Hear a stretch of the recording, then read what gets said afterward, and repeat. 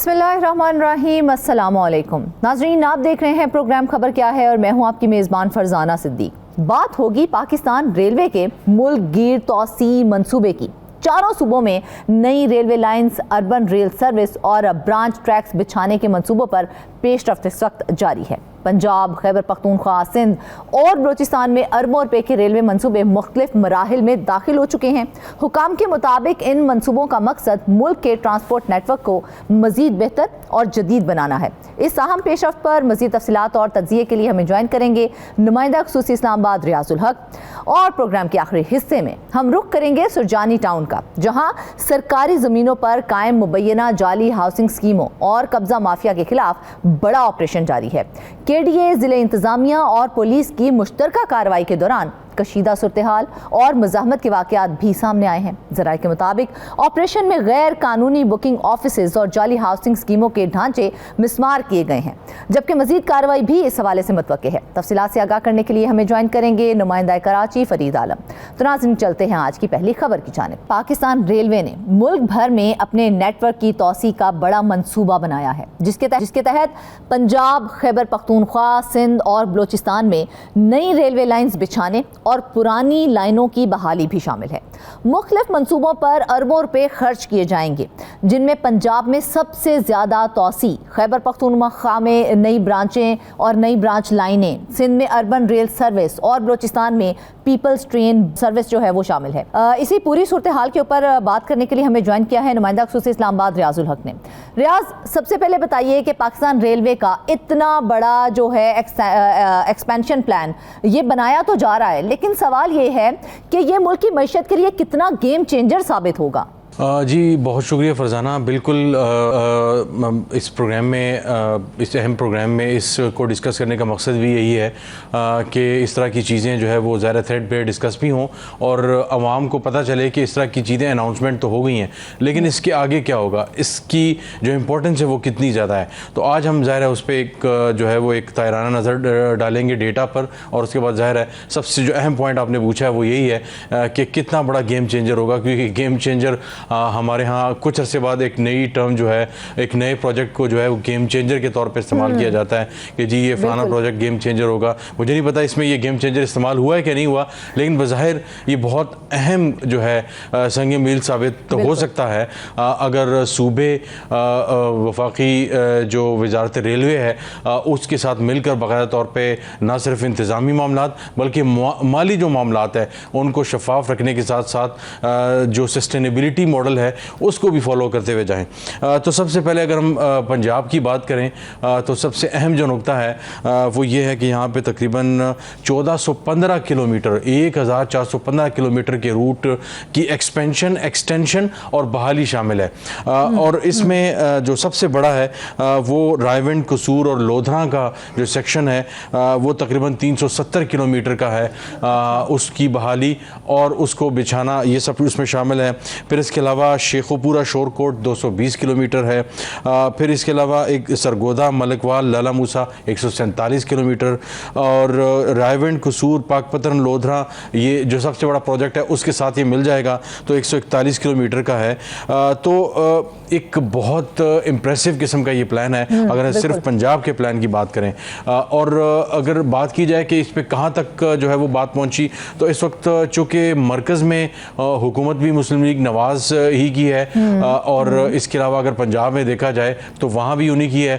तो फंडिंग के हवाले से और कम्युनिकेशन के हवाले से, अंडरस्टैंडिंग के हवाले से सबसे ज़्यादा पंजाब के साथ जो है वो कोलैबोरेशन इस सारे मामले में हो रही है। और अप्रैल में इसकी जो है इन तमाम मामलात पे जो है वो MOU भी साइन हुए और चीज़ें जो है वो बेहतर अंदाज में आगे की तरफ जो है वो बढ़ रही हैं। तो अच्छी खासी रकम जो है वो तकरीबन 9,725 मिलियन जो रुपीज़ हैं वो इसके लिए इनिशियली PDWP में रखे हैं, प्रोविंशियल डेवलपमेंट वर्किंग जो प्लान था उस कमेटी ने अप्रूव किए थे। तो 9 अरब 72 करोड़ रुपए इनिशियली इन प्रोजेक्ट्स के लिए इन्होंने अप्रूव किए। और ऑनवर्ड ज़ाहिर है पिछले कुछ अर्से में जो अच्छी बात हुई है कि सूबाई और वफाकी PSDPs जहाँ जहाँ जो प्रोजेक्ट्स हैं वो क्वार्टरली उनको रिव्यू किया जाता है। अगर वो चीज़ें प्रोजेक्ट बेहतरी की तरफ गामजन है तो मज़ीद जो है अमाउंट रिलीज़ कर दी जाती है। तो इसके इनिशियली जो अमाउंट अमाउंट है वो 9 अरब रुपए जो है वो उसकी अप्रूव कर दी गई है, और उसके बाद आहिस्ता आहिस्ता हम देखते जाएंगे कि बात कहाँ तक जाती है। तो ये तो पंजाब की हद तक जो है ये 8-9 प्रोजेक्ट्स हैं। जी, पंजाब की बात कर लेते हैं, क्योंकि जिस तरह से आपने हमें बताया, जो एतमाद बताए हैं, 1400 किलोमीटर से ज़ायद है नई लाइनों का ये मंसूबा खाली पंजाब के अंदर।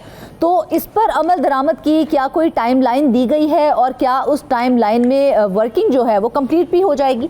देखें फरजाना, ये बहुत अहम सवाल है, और हमेशा हमारे यहाँ मसला ये होता है कि चीज़ों के इफ्तिताह तो हो जाते हैं, लेकिन उससे जो अहम चीज़ ये होती है कि इफ्तिताह तो हो गया, बहुत अच्छी बात है, फातिहा हो गया है, और जिस तरह से आप बता रहे हैं फंड्स भी रिलीज कर दिए गए हैं ना, तो फिर तो टाइम लाइन के ऊपर काम कंप्लीट हो जाना चाहिए।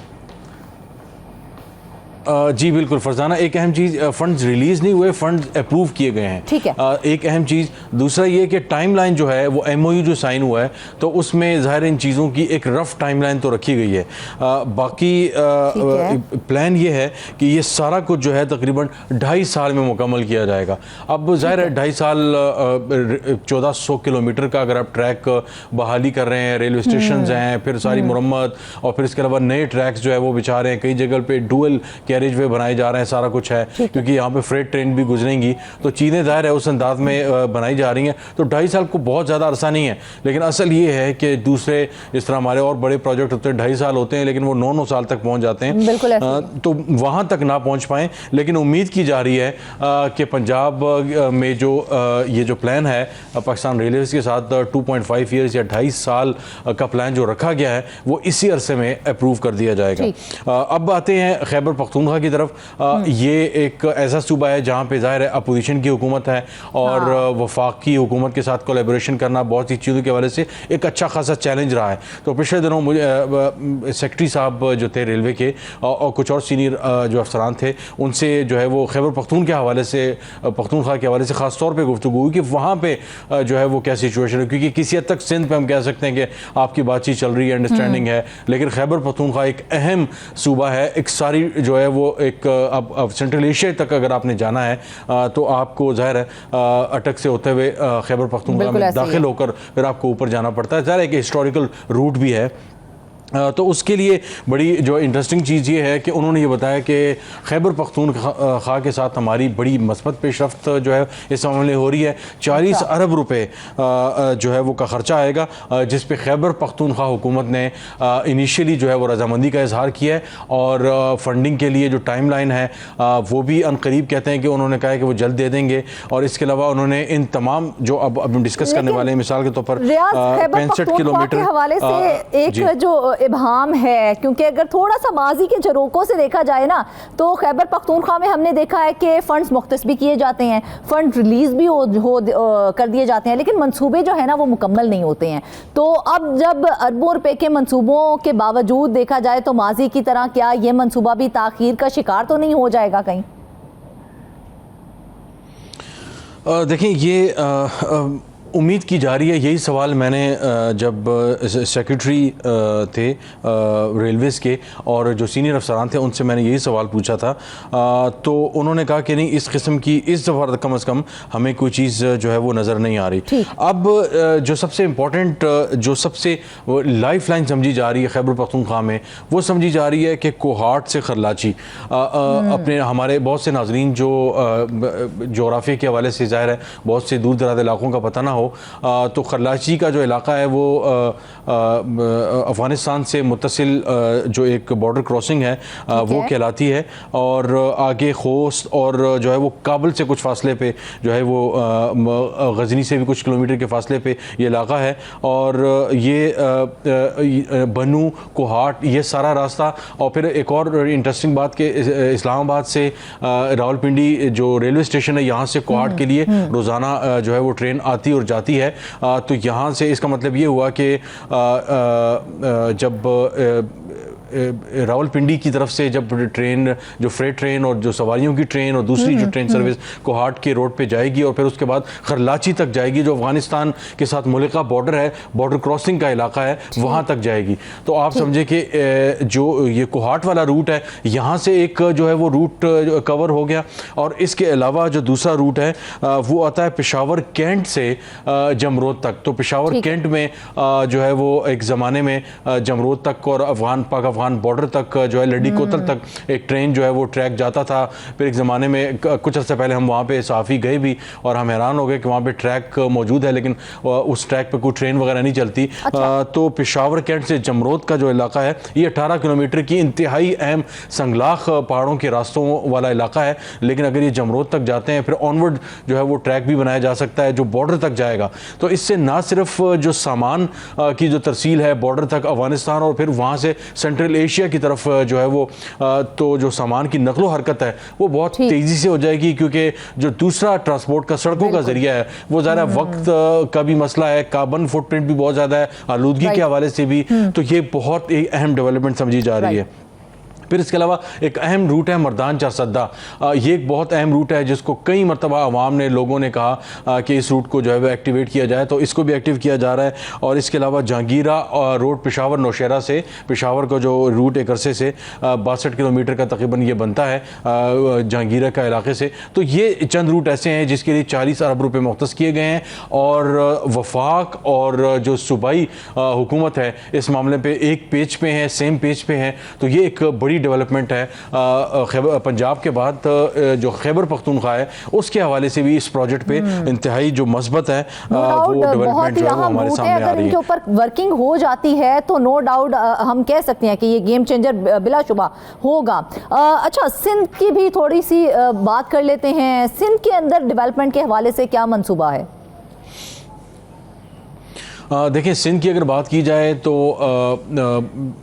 ज़रा काफ़ी तनकीद का सामना रहता है और हमारे अक्सर जो सिंध के सहाफ़ी दोस्त भी हैं वो अक्सर जब पंजाब की तरफ और खैबर पख्तूनख्वा वगैरह शहरों में जब जाते हैं तो वो देखते हैं कि यहाँ का जो इंफ्रास्ट्रक्चर है वो हमारे कराची के सिंध के इंफ्रास्ट्रक्चर से बहुत ज़्यादा डिफरेंट है और मतलब बहुत बेहतरी आनी चाहिए कराची में, लेकिन नहीं आती। वो गिले शिकवे ये करते पाए जाते हैं। सोशल मीडिया पर भी हम देखते रहते हैं कि जो सिंध हुकूमत जो सिंध आवाम है सिंध के वो भी गिले शिकवे करते पाए जाते हैं। बज़ाहिर इस वक्त जो हमारे सामने है प्लान है सब अर्बन रेल सर्विस 44 अरब रुपए इसके लिए रखे गए हैं। ज़ाहिर एक बहुत बड़ा प्रोजेक्ट है और अगर उसको देखा जाए उसको दो हिस्सों में तकसीम किया गया है। एक है कोटरी दादू से लाड़काना, फिर हबीब कोट से जैकपाबाद और शिकारपुर और फिर रोहड़ी की तरफ। ये तकरीबन 434 किलोमीटर का जो ट्रैक है ये इलाका है ये उसको कवर करेगा। और इसके अलावा इस में कुछ ऐसे इलाके आते हैं जहाँ पे उसको अपग्रेड करने की ज़रूरत है,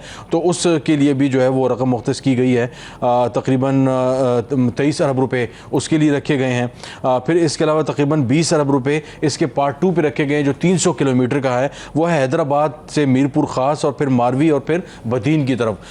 तो जो साउथ का इलाका है कराची का, फिर जो वेस्ट का इलाका है सॉरी सिंध का, तो हम देख रहे हैं कि उसमें अच्छी खासी जो पूरा एक किस्म का इन्होंने अगर देखा जाए तो मतलब मैप वाइज तो अच्छा खासा एरिया इन्होंने कवर किया और बहुत से जो ना सिर्फ सामान ट्रांसपोर्ट के हवाले से बल्कि आम जो शहरी हैं वो क्योंकि यहाँ पे एक जो अहम चीज़ है कि यहाँ पे मुख्तलिफ जगहों पे जो रेलवे स्टेशन आएंगे उनकी अपग्रेडेशन वगैरह भी और नए स्टेशन बनाना भी शामिल है। तो सवाल मेरा ये है यहाँ पर रियाज के जिस तरह से आपने कहा कि अर्बन रेल सर्विस के लिए बजट तो मुख्तस कर दिया गया, अरबों का बजट है, इसके ऊपर अगर वर्किंग हो जाती है, ये कंप्लीट हो जाता है, तो जो शहरी ट्रांसपोर्ट के मसाइल हैं वो किस हद तक इसके बाद जो है वो हल हो पाएंगे?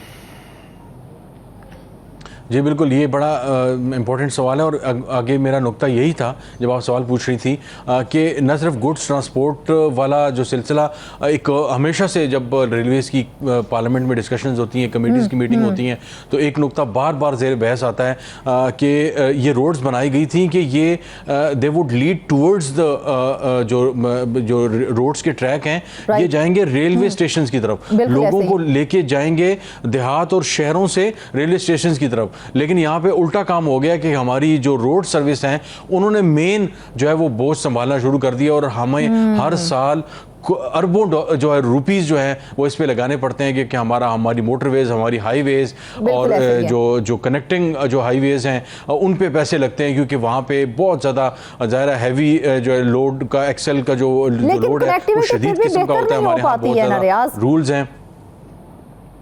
जी, तो अब इसमें उम्मीद ये की जा रही है कि एक तो जो ट्रांसपोर्ट और गुड्स वाला सिलसिला है, इस सिंध जो सब अर्बन रेल सर्विस है, तकरीबन 44 अरब रुपए का जो ये प्रोजेक्ट है, तो इससे न सिर्फ ये बेहतर होगा बल्कि आम लोगों का जो एक बड़ा चैलेंज रहता है, क्योंकि पब्लिक ट्रांसपोर्ट पूरी दुनिया में जो है वो रेल सर्विस एक अहम बैकबोन के तौर पे देखा जाता है। और अगर हम देखें न्यूयॉर्क में, लंदन में, हम बाकू चले जाएं और इसी तरह जो बड़े बड़े जो दुनिया के कामयाब शहर हैं, फ्रांस वगैरह में देख लें, तो वहाँ पे अभी अंडरग्राउंड ट्रेन हमें नज़र आती है, ओवरग्राउंड हमें ट्रेन नज़र आती है, लाइट रेल्स नज़र आती हैं। मैं खुद ज़ाती तौर पे कई इस तरह के ममालिक में सफ़र कर चुका हूँ, तो उसका ये फ़ायदा होता है कि जो मेन रोड है उस पर जो ट्रैफिक का रश है वो कम हो जाता है। एक दूसरा, मुझे जब ट्रेन और लाइट रेल और उससे मुझे सफ़र में आसानी है, मैं घर से कुछ जो है फासले पे चला, ट्रेन पे बैठा, स्टेशन और दूसरे स्टेशन पे उतर के मैं गाड़ी करके जो है वो टैक्सी करके और मैं अपनी मंजिल मकसूद तक पहुंच जाता हूं। तो मुझे अपनी गाड़ी पे पेट्रोल डलवा के हज़ारों रुपए का पेट्रोल लगा के, और आजकल के दौर में इसकी क्या ज़रूरत पड़ेगी। तो हुकूमतों को यकीनन अर्बन ट्रांसपोर्ट पे जो है वो फोकस करने की ज़रूरत है, और इस तरह की चीज़ें बहुत ज़्यादा जो है वो जैसा कि शुरू में आपने गेम चेंजर के तौर पर जो है वो सामने आ सकती हैं। लेकिन अब ये देखना होगा कि हुकूमत सिंध और वफाकी जो रेलवे की वजारत है वो इस मामले को कितना आगे लेकर चलती है। अच्छा रियाज, बलोचिस्तान में भी पीपल्स ट्रेन सर्विस का मंसूबा जो है वो बनाया जा रहा है, तो और देखा जाए तो यहाँ पर कनेक्टिविटी के बहुत ज़्यादा मसाइल हैं। तो इस मंसूबे के बाद क्या वाकई सूबे की कनेक्टिविटी बेहतर हो पाएगी, या फिर सिर्फ एक नुमाइशी कदम है जो कि देखने को मिलेगा हमें? देखें, बलूचिस्तान ज़ाहिर है वहाँ के जो टेरेन है, वहाँ के चैलेंजेस है, और वो जो जियो स्ट्रेटेजिक लोकेशन के हवाले से चैलेंजेस कह लें, और इंतज़ामी हवाले से देख लें, गवर्नेंस के हवाले से देख लें, तो हमेशा एक जो है वो एक चैलेंज्ड जो है वो प्रोविंस के तौर पे रहा है, और हमेशा बहुत सी चीज़ों में जो है उन्हें मसाइल रहे हैं। लेकिन जो पीपल्स ट्रेन सर्विस जो हमारे सामने ये ड्राफ्ट मौजूद है, और अच्छा खासा ज़ख़ीम जो है वो डॉक्यूमेंट है, बज़ाहिर बहुत ज़ाहिर पावरफुल जो है वो तकरीबन जो इसके लिए 2 अरब रुपए रखे गए हैं जो इनिशियल प्रोजेक्ट है। फिर सिविल सवर के लिए इसके लिए तकरीबन 1 अरब रुपए यानी 1493 जो है मिलियन रुपए रखे गए हैं। फिर इसके अलावा जो इस साल फरवरी में 18 फरवरी को हमारे पास, लेकिन एक बड़ा अहम सवाल, मुझे सिर्फ इसका जवाब दे दीजिए, क्योंकि इतने बड़े मंसूबे हैं, उनके लिए फंडिंग का इंतज़ाम किस तरह से किया जा रहा है, और क्या ये मुकम्मल तौर पर गवर्नमेंट फंडेड होगा? जी बिल्कुल, ये 100% तौर पे गवर्नमेंट फंडेड इस तौर पे है कि एक वफाकी वजारत रेलवे है, और रेलवे जो है सूबों को मतलब कि साथ मिल के 18वीं तरमीम तो हो गई है, लेकिन वफाकी जो वजारत रेलवे है वो चीज़ों को देखती है और चीज़ों को यहाँ से देखती है और सूबों के साथ एक कोलैबोरेशन करती है। तो सूबों की फंडिंग मेन एक असल चीज़ है, क्योंकि हर चीज़ को जो वजारत जो रेलवे है वो नहीं करती। लेकिन उम्मीद की जा रही है, अब तक जो चीज़ें हमारे सामने हैं कि वफाक के साथ सारे सूबे कोलैबोरेट कर रहे हैं और अच्छी चीज़ें सामने आ रही हैं, और उम्मीद की जा रही है कि खैबर पख्तूनख्वा, पंजाब, सिंध और बलूचिस्तान के अगर ये जो है पाया तकमील तक पहुँच गए मंसूबे, तो मेरा ख्याल है रेलवे की हिस्ट्री में ये एक बहुत बड़ा जो है वो नो डाउट एक गेम चेंजर साबित होगा। नाज़रीन, पाक रेलवे का ये मंसूबा बज़ाहिर तरक्की और कनेक्टिविटी की एक बहुत बड़ी कोशिश है, लेकिन असल इम्तिहान इसके अमली नफाज में है। अब देखना यह है कि आया ये मंसूबे वाकई ही मुल्क में ट्रांसपोर्ट के निज़ाम को बदल पाएंगे, या फिर माजी की तरह ये भी कागजी प्रोजेक्ट्स ही बनकर रह जाएंगे। वापस आएंगे एक ब्रेक के बाद। वेलकम बैक नाजरीन। अब हम आपको बताएंगे कि सुरजानी टाउन कराची में सरकारी ज़मीनों पर कब्जा माफिया के खिलाफ KDA, ज़िले इंतज़ामिया और पुलिस ने मुश्तरका ऑपरेशन शुरू कर दिया है, जिसमें 100 एकड़ अराजी वागुजार कराने की कार्रवाई की गई है। ऑपरेशन के दौरान कब्जा माफिया की जानिब से शदीद मुज़ाहमत, पथराव और फायरिंग भी की गई। ताहम हुकाम की मुदाखलत के बाद कार्रवाई दोबारा शुरू हुई। तहकीकात के मुताबिक सैकड़ों एकड़ सरकारी ज़मीन पर जाली हाउसिंग स्कीमें और गोट कायम किए गए हैं, जिनमें मुबैना तौर पर KDA अफसरान की मिली भगत भी शामिल है। मजीद इस बारे में बताने के लिए हमारे साथ मौजूद हैं कराची फरीद आलम।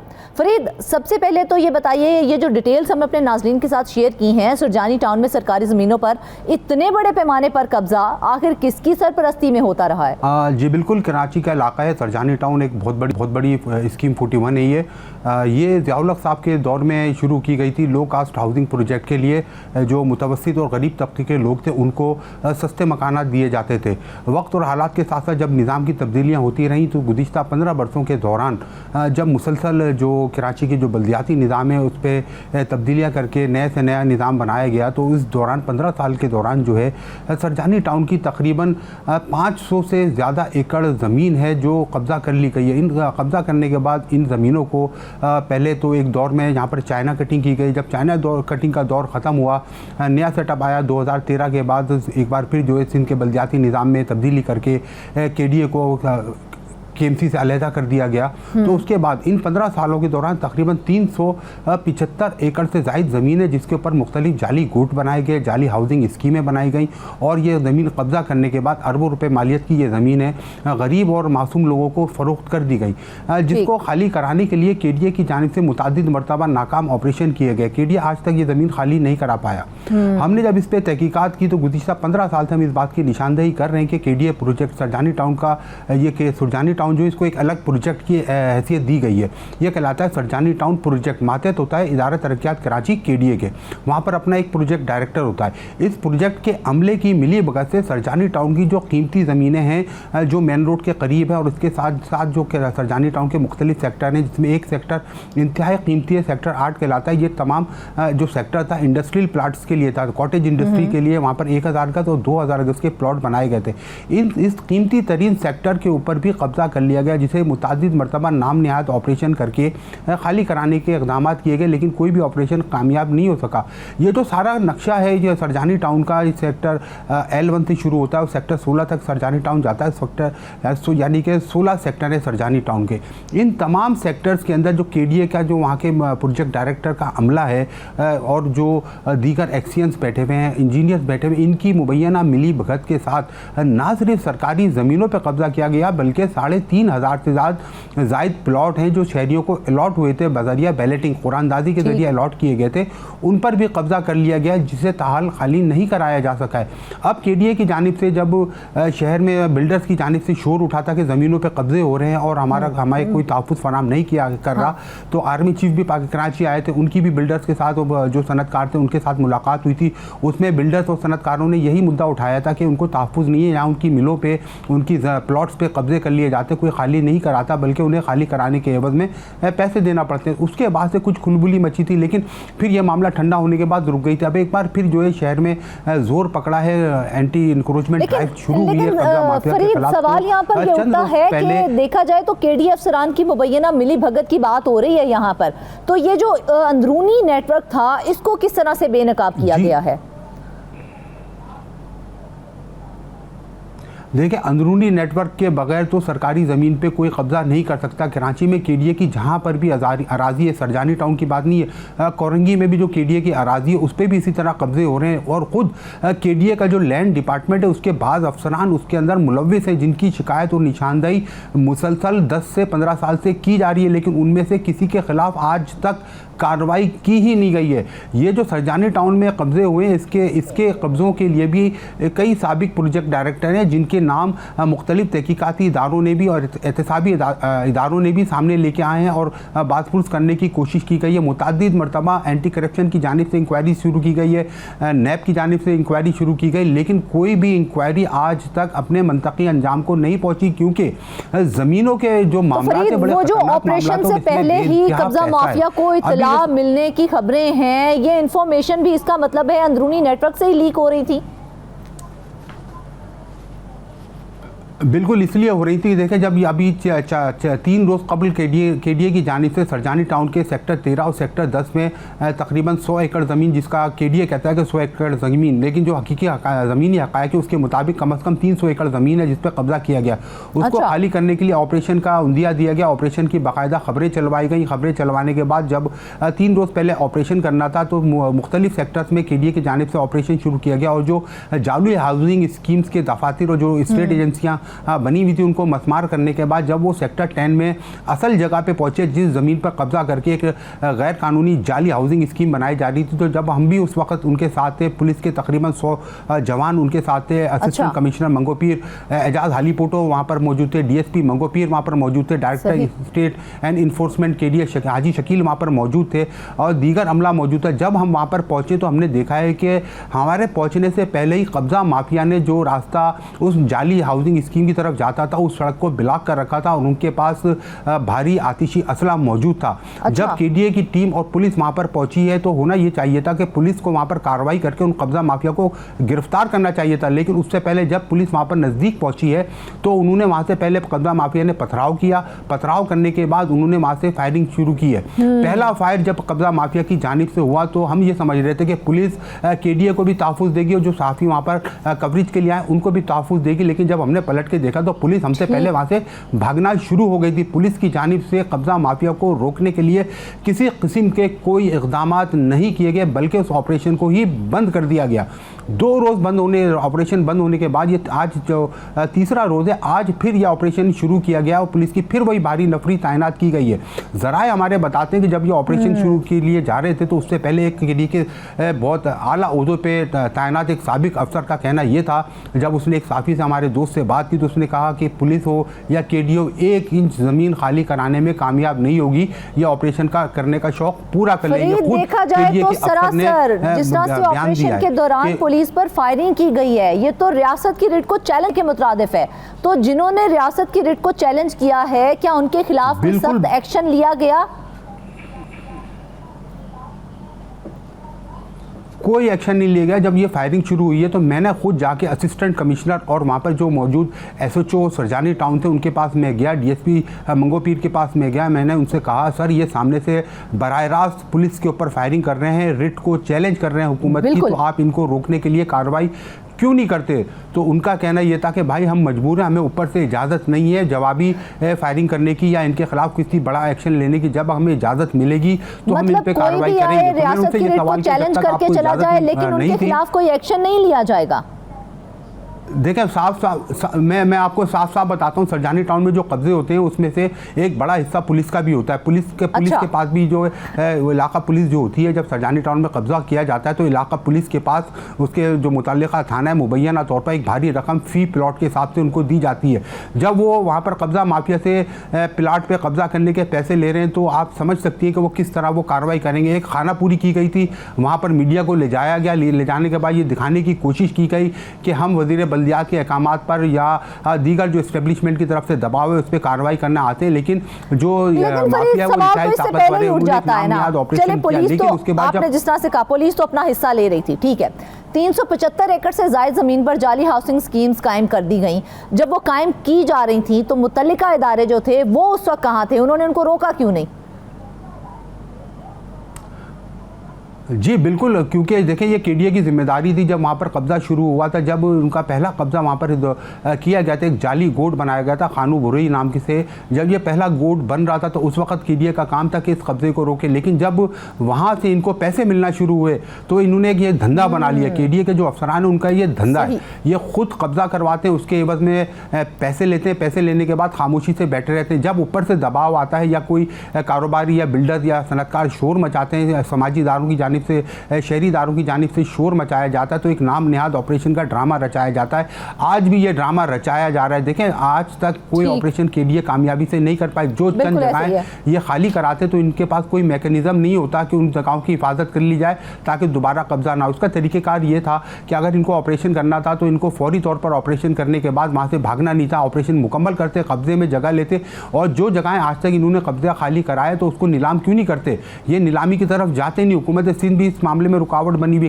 KDA से जब बात करो तो उनका कहना ये होता है जो कब्जा माफिया उनको सियासी पुष्टपनाही हासिल है, मौजूदा गवर्नमेंट का नाम लिया जाता है, साबिक गवर्नमेंट का नाम लिया जाता है, बहुत सारी शख्सियात, सियासी जो शख्सियात हैं उनका नाम लिया जाता है और कहा जाता है खुलेआम, देखिए जो खुलेआम कब्जे हो रहे हैं, खुलेआम खरीदो फरोख्त हो रही है। KDA का जो प्रोजेक्ट ऑफिस है उससे जो मुंसलिक एक रोड है उसके ऊपर 4 जाली हाउसिंग सोसाइटियों के ऑफिस तकरीबन 1 साल से काम कर रहे हैं। वहाँ पर वो बैठ के बुकिंग कर रहे थे। 1 साल तक KDA ये खामोश रहा और ये केडीए आज भी खामोश रहता क्योंकि इनकी जेबें वहाँ पर भर रही हैं। ये तो ऊपर से एक दबाव आया है बिल्डर्स की जानिब से, कुछ एस्टेब्लिशमेंट की जानिब से कि कराची की ज़मीनें खाली कराओ, तो ये जाके अब ये करने की कोशिश कर रहे हैं, लेकिन इसमें इनकी अपनी विल नहीं है। ये नहीं चाहते कि ज़मीनें खाली हो क्योंकि इन सब ने वहाँ से पैसे लिए हुए। जब वो ये पैसे लेते हैं वहाँ से तो ये ऑपरेशन कैसे कर सकते हैं। अब इनको डर ये होता है जब हम कब्ज़ा माफिया के खिलाफ ऑपरेशन करने जाएंगे तो कब्ज़ा माफिया जब उनका नुकसान होगा तो वो इनके भी नाम लेंगे कि हमने पैसे दे के ये जगह पे कब्जा किया है। तो उस नाम को बचाने के लिए, उस चीज़ों को बचाने के लिए उन कब्जा माफिया को जिंदा रखा जाता है और उनसे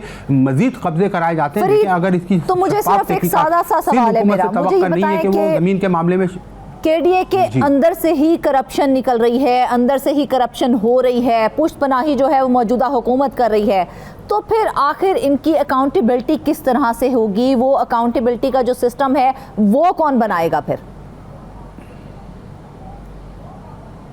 देखें, सिंध की जो मौजूदा हुकूमत है वो मुकम्मल तौर पे इनकी पुष्टपनाही नहीं कर रही। कुछ लोग ऐसे हैं जो इनके पीछे हैं क्योंकि देखें कराची में और सिंध के अंदर एक सिस्टम काम करता है। सिस्टम जो है पैसे लेके अफसर लगाता है और उसको टास्क देता है कि आपने ये काम हमारे करने।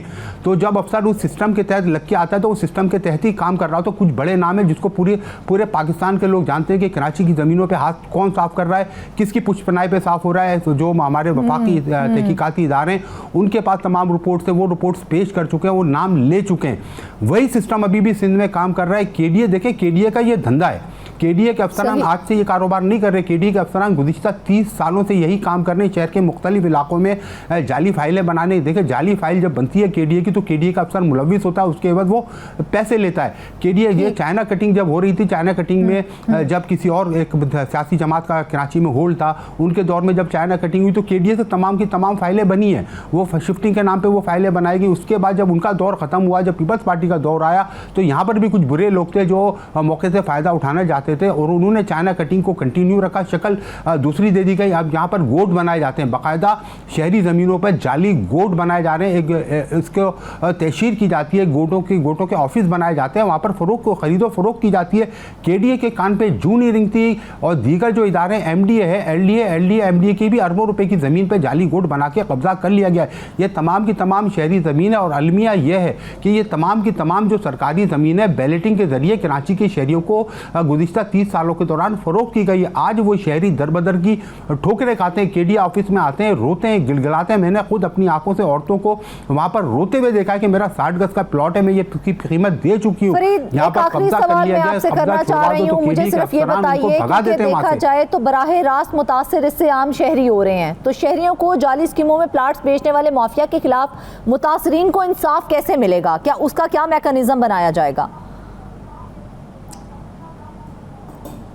देखिए, अगर वफाकी हुकूमत इस पर संजीदगी से नोटिस ले, इस चीज़ का संजीदगी से इस मामले को टेक ओवर करे तो ये काम हो सकता है। सिंध हुकूमत से तवक्का नहीं है कि सिंध हुकूमत किसी भी माफिया के ख़िलाफ़ कार्रवाई करेगी। अब वफाक को इसमें आना पड़ेगा। दरमियान में वफाकी जो तहकीकाती इदारे हैं या वफाकी जो कानून नाफिज करने वाले इदारे हैं उनको एम्पावर करना पड़ेगा और बराह रास्त इसकी निगरानी जो है गवर्नर सिंध से कराई जाए।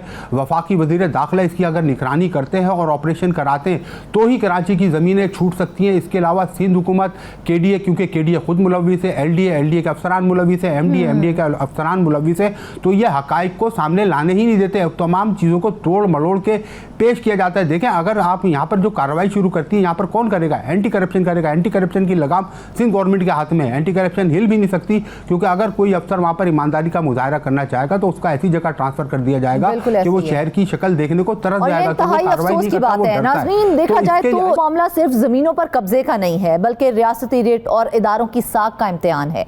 अब देखना यह है कि आया ये ऑपरेशन वाकई ही कब्जा माफिया के खात्मे की तरफ जाएगा या फिर ये भी एक वक्ती ऑपरेशन बनकर रह जाएगा और माफियाज जो हैं वो दोबारा से सर उठा लेंगे। नाज़रीन, इसके साथ ही आज के प्रोग्राम से बस इतना ही। ढेर सारी दुआओं में याद रखिएगा। इजाजत दीजिए। अल्लाह।